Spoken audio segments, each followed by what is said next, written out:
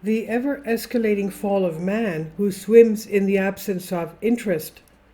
Tolerance and apathy are the last virtues of a dying society, Aristotle said. Tolerance and apathy are the last virtues of a dying society. Apathy meaning you're not going to do anything about anything. This is a subject on which the writer says, I have spoken or written extensively for a long time, but it is of vital importance of the bulk of society, if the bulk of society is ever to come to terms with the fact that their freedom and well-being depend entirely on their own efforts, and it should never ever be left to kings, governors, presidents, technocrats, or governments. Dependence on the state for any redress of grievances, for any return to a freer society, or for any expectation of justice in the face of brutal state aggression, domestic or foreign, is foolish. It's equivalent to expecting the willing slave owner to lead efforts to free all his slaves. This attitude seems to have gripped the indifferent masses to such an extent that it has blinded them completely to the reality of their own planned annihilation. Indifference, apathy, laziness, cowardice, and dependence are the foundations of slavery and the epitome of consenting to your own enslavement, acquiescing to a master or ruling class of power-seeking monsters. In fact, these behaviors are what the ruling elite and their staff of controlled and cooperating pawns in politics and government are seeking.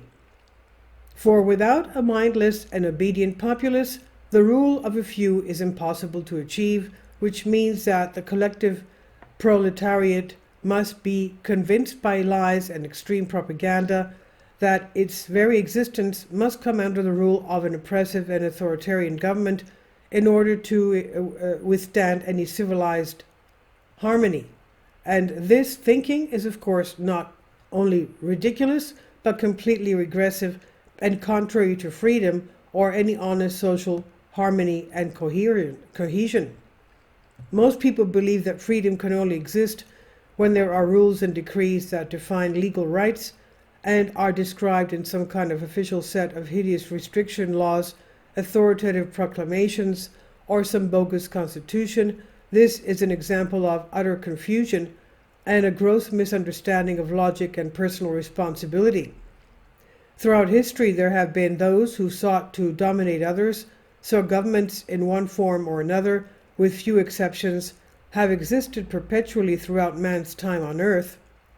Considering the defects of the human animal, this is not surprising, but what is far more alarming is that the common man has never realized that he has failed to achieve his own pure and independent freedom from the beginning of time, and always depended on others to accomplish the task of securing his individual freedom.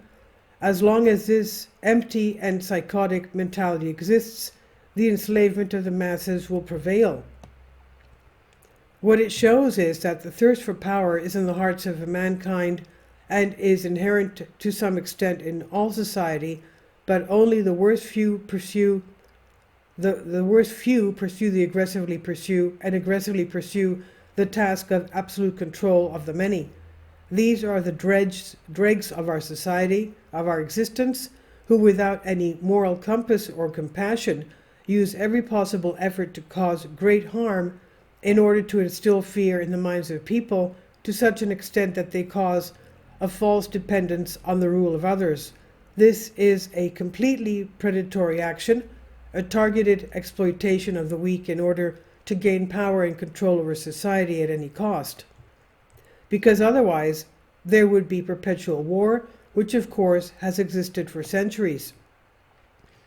Yes, there are moments of resistance, but rarely was any resistance based on true anarchy or voluntarism without any government presence, which is of course the only viable path to freedom.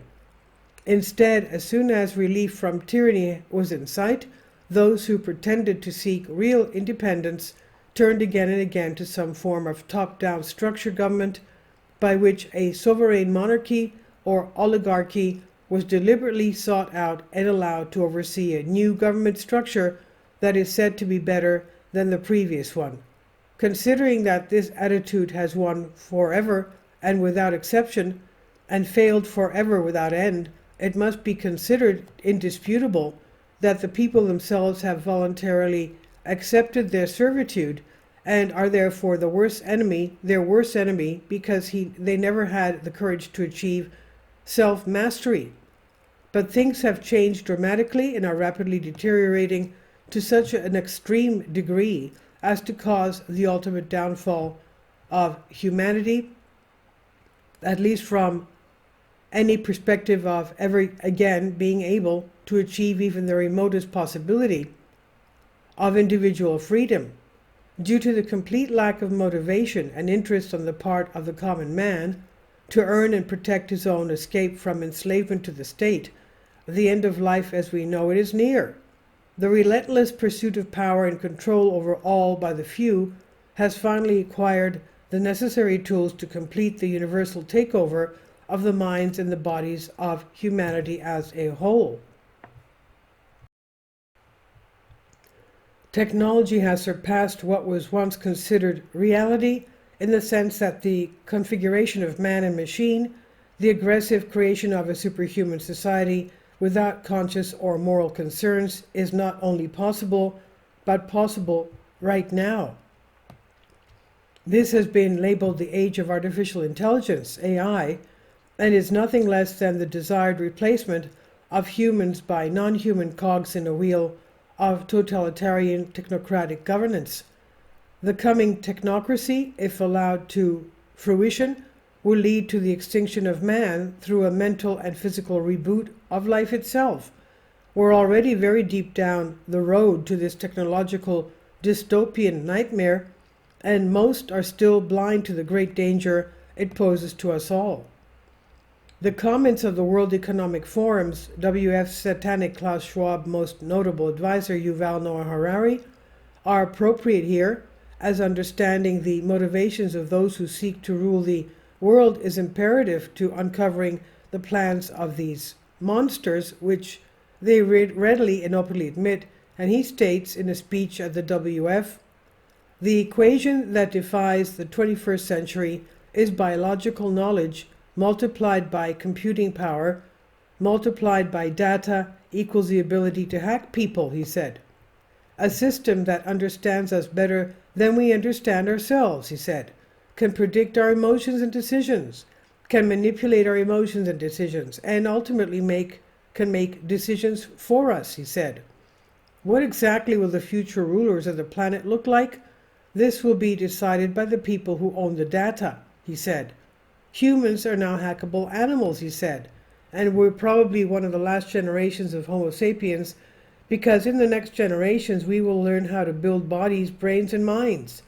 The whole idea that people have this soul and spirit, and they have free will, and no one knows what's going on inside me, so whatever I choose, whether it's the election or the supermarket, that's free will, my will. This is over. Free will, that's over," he said.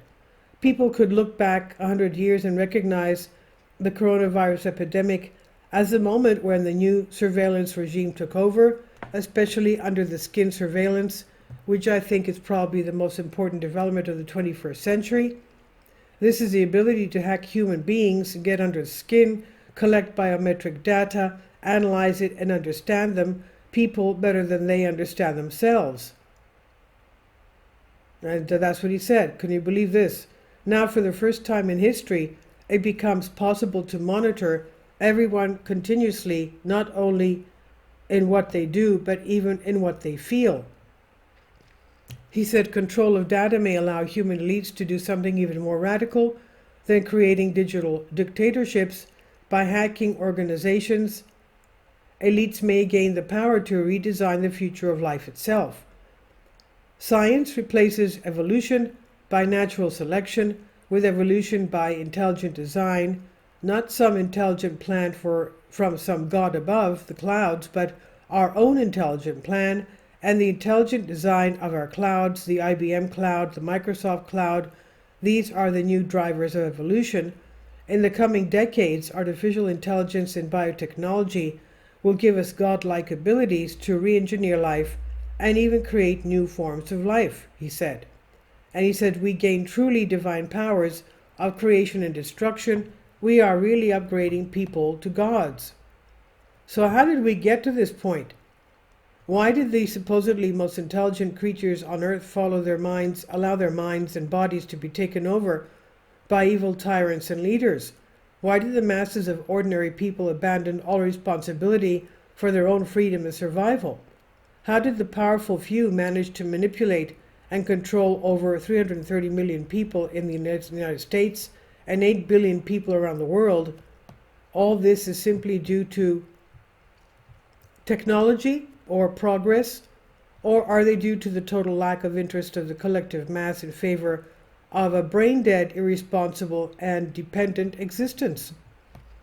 Artificial intelligence technology and none of its proponents, least of all those who desire a world controlled by computers and the so-called technocratic elites, who all see themselves as man-made gods, are sustainable in any true human society.